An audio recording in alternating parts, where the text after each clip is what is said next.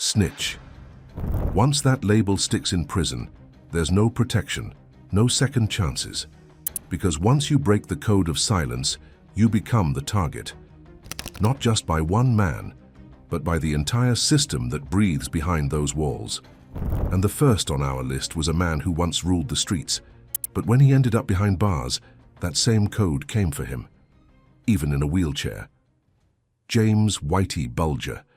He was the ghost of South Boston, a man whose name alone could make entire neighborhoods go silent. James Whitey Bulger. To some, he was a Robin Hood who protected his own. To others, he was a tyrant, the kind of man who'd smile in your face while ordering your death in the same breath. For decades, Bulger ruled the streets like a king without a crown. He ran the Winter Hill Gang with precision, brutality, and charm, the three currencies that mattered most in organized crime. But what nobody knew, not his enemies, not even his closest men, was that Bulger's greatest weapon wasn't fear or firepower. It was information. Behind the scenes, he was working with the FBI. He traded names, locations, entire networks, offering the Bureau everything they needed to dismantle his rivals, while his own empire quietly grew stronger. It was a deal written in whispers. They got results, and he got protection. But that kind of double life doesn't stay hidden forever. When the truth finally came out, it didn't just destroy his empire, it rewrote his legacy. The feared crime boss of Boston became something far worse in the underworld's eyes: a rat. For 16 years, Bulger vanished. No one knew where he went, or if he was even alive. But in 2011, the past caught up. The FBI finally tracked him down in Santa Monica, living under a fake name, old, quiet, and unarmed. After decades of power, he was just another fugitive with too many ghosts behind him. At his trial, the world saw the man behind the myth, not the legend, but the liar. He was convicted on 11 murders and dozens of other crimes. And for the first time, Bulger's life wasn't his own. He belonged to the system he'd once played so perfectly.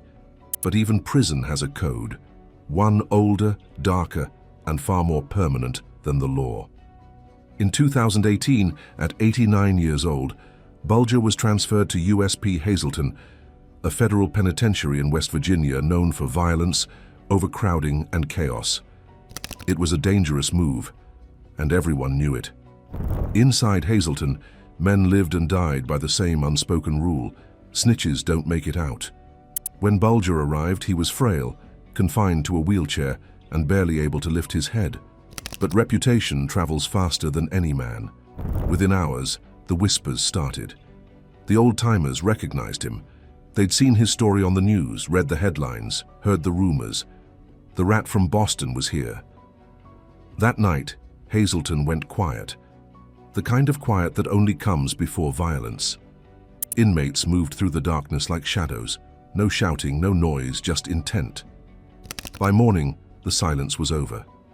Guards found Bulger slumped in his wheelchair, his skull shattered, his face unrecognizable. His eyes had been gouged out, his tongue nearly severed. It wasn't just murder, it was punishment. It was the code delivering its verdict. The same man who spent decades using betrayal as a weapon was now killed by it. There was no trial, no defense, only the law of the inside. Because once that label follows you through those gates, it doesn't matter how feared you were on the outside. Inside, snitch is all they see. And as word spread across the prison system, every inmate understood the message. No one, not a gangster, not a legend, not even an old man in a wheelchair, is above the code. Because in prison, justice doesn't come from judges or juries. It comes from silence, and what happens when you break it. And somewhere else, years later, another man would find out the same way. Not a mob boss, not a legend, just an inmate who said the wrong thing to the wrong people. And once again, the code would speak for itself. Jeffrey Heard. Not every story begins with power. Some begin with fear, the quiet kind that hides behind the eyes of men who have nowhere left to run. Jeffrey Heard wasn't a crime boss, or a gang leader, or some name whispered on the news. He was just another inmate at Lyman Correctional Facility, a place where time doesn't heal you. It grinds you down. Lyman sits out in the middle of nowhere, surrounded by miles of Colorado prairie. From the outside, it looks like order. Steel fences, concrete towers, a system built to contain. But inside those fences, it's chaos disguised as routine. Every hallway, every cell block has its own politics, its own unspoken laws. And at the top of those laws, above gang loyalty, above survival, sits one rule that everyone knows: don't talk. Inside Lyman, the drug trade was constant. Smuggled Suboxone, meth, synthetic highs. They moved through laundry rooms, through guards, through everything. And Haired somehow got caught in the middle of it. Some say he saw something he shouldn't have. Others say he tried to do the right thing, that he spoke up when someone overdosed. But in a place like that, doing the right thing is the same as doing the dumbest thing you can. Because once a rumor starts, that you talked to staff, that you shared a detail, that you gave up a name, it's already too late. Haired wasn't a snitch, not officially. But prison doesn't need paperwork to decide your guilt. The court inside those walls is made up of whispers and looks. A nod at the wrong time, a laugh that lasts too long, a story that doesn't add up. And in that kind of courtroom, the sentence is always the same. It started small. Men avoiding him in the chow hall, silent glances at the rec yard. Then the cold shoulder became open mockery. They called him paperwork, fed boy, rat. He tried to shake it off, tried to keep his head down, but once the label sticks, it spreads like blood in water. Lyman's guards didn't stop it. Some didn't care, some didn't dare, and others probably knew exactly what was coming. On a quiet day in 2022 it happened. No riot, no warning, no chaos, just a moment of silence. And then the sound of boots, fists, steel, and concrete. When it was over, Haired lay on the floor of his cell, beaten, stabbed, motionless. He didn't die because of what he said. He died because of what people thought he said. Later, when the reports came out, the truth was written in sterile language, motive consistent with inmate being perceived as an informant. But inside they didn't need the paperwork. Everyone already knew. Word spread fast. Another snitch down. The men who did it earned respect that day. The guards locked the tier, did their count, and life went on. That's how it always works in places like Lyman. Violence is brief. The silence that follows lasts longer. It's not about revenge. It's about rhythm. It's about reminding everyone that the code is still alive. Haired's story barely made it past the local news cycle. No one outside the walls said his name twice. But inside, his death was another warning. A reminder that sometimes you don't even have to be a snitch to die like one, because the code doesn't care if you're innocent. It only cares that someone believes you're guilty, and that belief is enough to end you. In Lyman, silence keeps you breathing, but fear keeps you awake. And hundreds of miles away, surrounded by ocean instead of fences, another man would learn that same lesson. A man who didn't just get accused of talking, he actually did. He chose to help the law, and in the end, that choice killed him. James Balling Salas. Paradise has its prisons too. Hawaii, turquoise water, white sand, and somewhere past the postcard view, the Oahu Community Correctional Center, a concrete hive where the island hides what it doesn't want tourists to see. Inside those walls, the heat never leaves. It sticks to your skin, and every sound, a door slam, a footstep, echoes longer than it should. James Balling Salas was caught between two worlds. On paper, just another inmate. But in reality, he was tied to one of the biggest organized crime investigations in the islands, the Michael Miske case. Miske's crew ran drugs, nightclubs, and fear across Honolulu, and when federal prosecutors started digging, Balling Salas became one of their tools. He cooperated, he talked, and on an island, word travels fast, especially the kind of word that gets you killed. In OCCC, being labeled a snitch doesn't just make you a target. It erases the line between guilt and punishment. Every gang, every clique, every inmate looking for clout understands what to do when someone breaks the code. They don't debate it, they enforce it. Balling Salas knew the risk. He'd asked for protection, kept his head down, and stayed out of sight. But even isolation isn't safe when the walls themselves have ears. In 2019, Rumors started slipping through the tiers that he'd given up names, that he'd turned state's witness, that the feds were offering him a deal. In prison, those words spread faster than fire. It started with looks, whispers when he passed in the chow hall. Nobody sat near him anymore. Nobody spoke his name out loud. Then one night, the whispers turned into action. The attack wasn't quick. It was personal. He was cornered, beaten with fists, then with steel, until he fell unconscious. By the time the guards found him, James Balling Salas was in a coma. He never woke up. Weeks later, he died in a hospital bed, still technically under state custody. His family filed a lawsuit, accusing the prison of ignoring threats. Proof, they said, that everyone knew what was coming.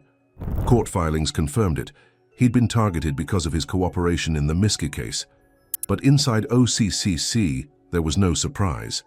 That's just what happens when you break the code. Out there, the headlines called it an inmate death. Inside, they called it justice. Because in that world, the code of silence isn't a rule, it's religion. And for those who confess, the sentence isn't written by any judge. It's written by the men waiting in the dark, listening for footsteps that don't belong. Balling Salas's death was a warning carried through the tiers. If paradise has a price, it's paid in blood. And across the mainland, another man, locked hundreds of miles away in Colorado, was about to learn that same truth. He had already agreed to testify, already begged for protection. But the system didn't listen. And when the doors finally opened, they didn't open to save him. They opened to kill him. John Snorsky, Colorado, a state known for its open skies, mountains, and miles of empty land. But deep inside those mountains sits something colder than the snow. The Colorado State Penitentiary, a supermax built to break men down to silence. No sunlight, no noise, no second chances. And somewhere in that silence lived John Snorsky. He wasn't a gang boss or a career killer. He was a man already serving time, trying to keep his head down after surviving years behind fences. But in prison, survival has rules, and John broke one of them.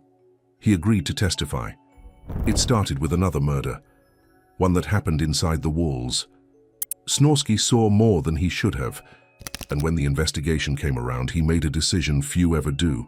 He talked. He agreed to stand up in court and tell the truth about what he saw.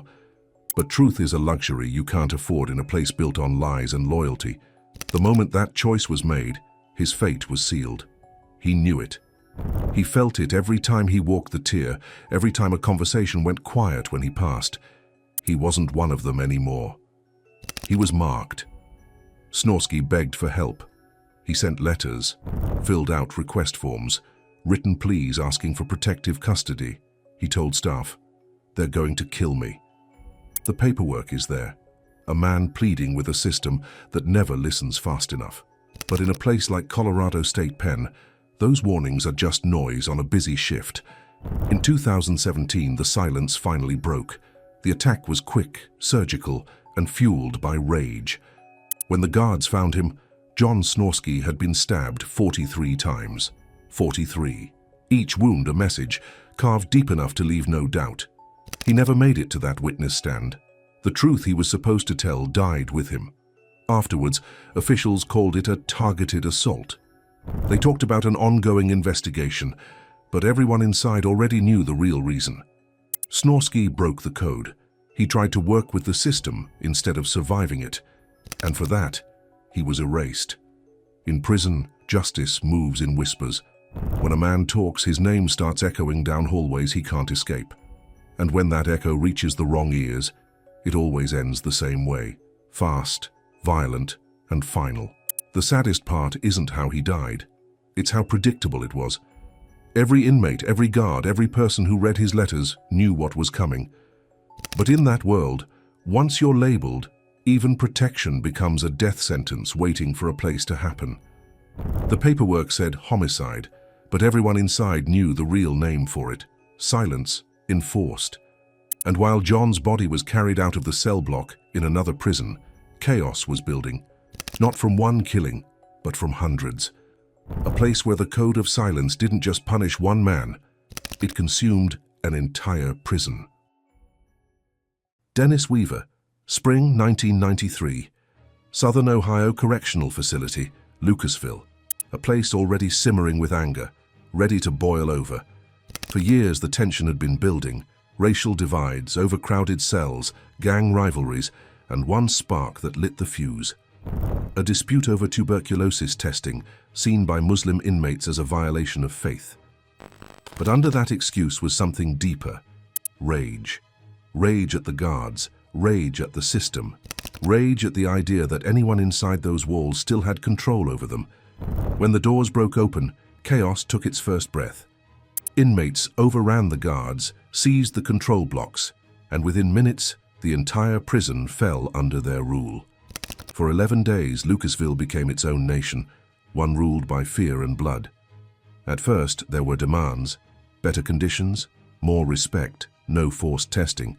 But once the leadership fractured, order collapsed. And in that collapse, the old code returned, louder and deadlier than ever. Because when power shifts inside, the first thing everyone wants to know is who's been talking. The riot leaders began building lists of names whispered through the chaos, inmates who had cooperated with guards, testified in past cases, or even seemed too friendly with staff. They called them snitches, and in the storm of that uprising, being on that list meant one thing: death. Dennis Weaver was on it. Weaver wasn't a guard or a gang member or a man with any power. He was just an inmate trying to survive, trying to serve his time quietly. But someone, maybe out of anger, maybe out of envy, pointed a finger. That's all it took.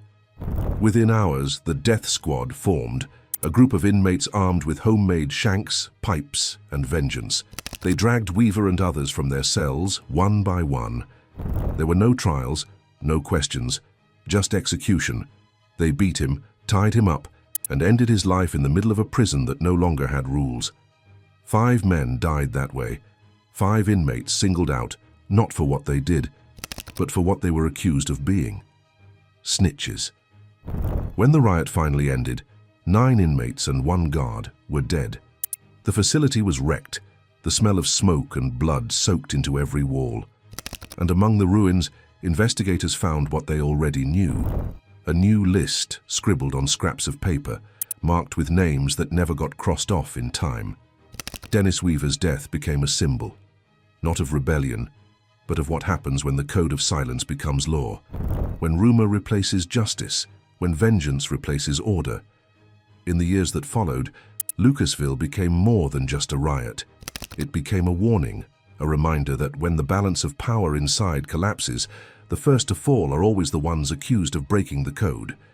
Even today, old-timers who were there still talk about it in low voices. They say the noise of those 11 days never really left the walls, and that in the silence after, you can still feel the weight of what was done to keep the code alive. Because in Lucasville, the price of betrayal wasn't exile or isolation, it was annihilation. And decades later, in another overcrowded jail far from Ohio, a different kind of betrayal would play out. Not in a riot, but in a quiet cell between 2 men who already knew each other. One had testified, the other was waiting. Raul Tinajero, Los Angeles. A city of lights, noise, and motion, but beneath it, another city lives in shadows. Down there, in concrete cells and fluorescent corridors, the real Los Angeles breathes. That's where Raul Tinajero found himself, an inmate caught between the justice system and the code that exists beyond it. He wasn't famous and he wasn't powerful, but he made a choice that, in prison, is more dangerous than any crime. He testified. Tinajero had agreed to take the stand in a murder trial, speaking out against another inmate. It was supposed to be a step toward redemption, or maybe just survival. In his mind, it was simple. Tell the truth, help the system, maybe earn a lighter path. But in jail, there's no such thing as a lighter path, only different ways to die. Because once you testify, your name changes. You stop being inmate and start being snitch.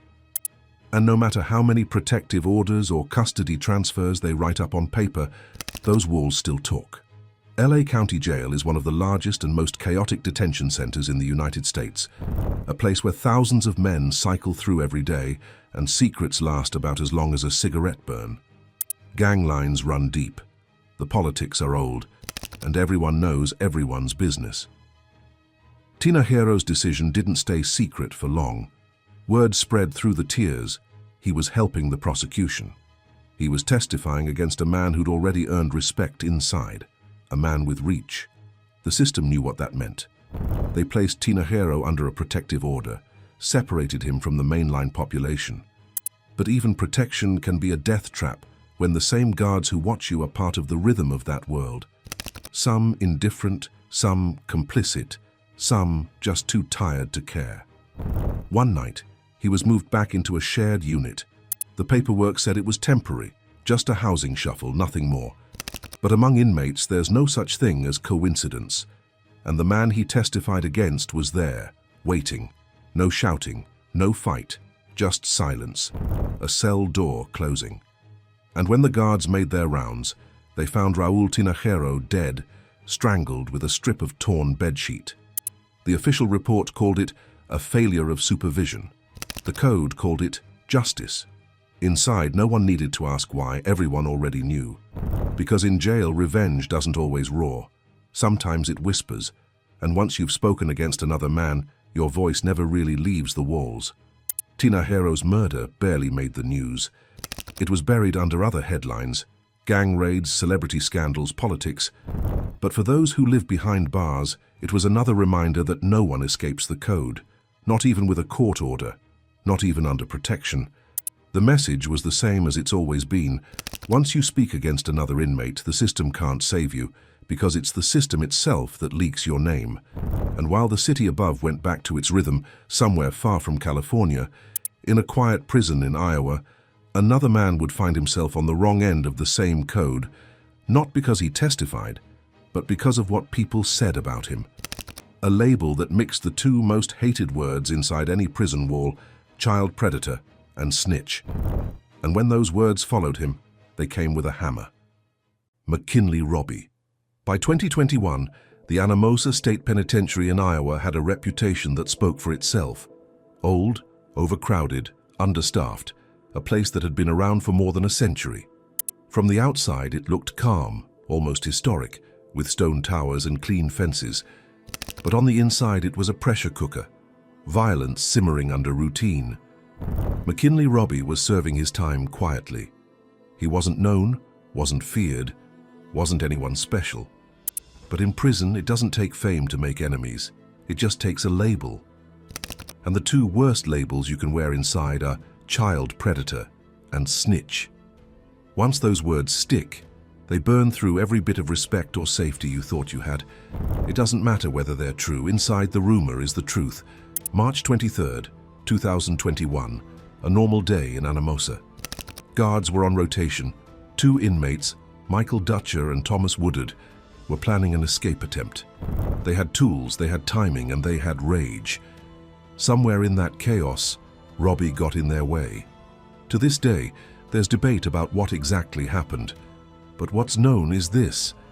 One of the attackers said Robbie was a snitch who'd been feeding information to staff. Another called him a chomo, prison slang for child molester. Those words alone are enough to justify a killing inside. The tools meant for escape became weapons. A hammer, stolen from a work area, became the sentence. They beat McKinley Robbie until his skull fractured, his bones shattered, his body unrecognizable. The same hammer that was supposed to break through prison walls instead broke a man. The assault didn't kill him, not immediately. He survived, but barely. Head trauma, permanent damage, scars that told the story louder than any words could. And when he woke up in the infirmary, one question hung in the air. Why him? There's no single answer. Maybe he was in the wrong place at the wrong time. Maybe he said something he shouldn't have. Maybe the rumors were wrong entirely. But in prison, truth doesn't matter. Only perception does. Once that perception turns against you, no walls are thick enough to protect you. When the investigation came out, officials painted the attack as part of the failed escape. But to the men inside, it was simpler. The hammer wasn't just a tool, it was a message, because whether he was a snitch or not didn't change the outcome. Inside, You only have to look like one to earn the same fate. Robbie lived through it, but the man he was before that day didn't. After the attack, he was moved, isolated, broken in more ways than one. Even surviving can feel like punishment when you've seen what loyalty costs and what rumors can do. In that world, being alive doesn't mean you're safe. It just means the code hasn't come for you yet. And as his story faded from headlines, another waited to take its place. One not about a single man, but about dozens. Because years before, in a different prison, the code didn't just silence one voice. It silenced an entire generation of inmates. The New Mexico prison riot victims. Before all the headlines, before the cameras ever cared, there was New Mexico. And for 36 hours in February of 1980, the penitentiary of New Mexico became the most violent prison in American history.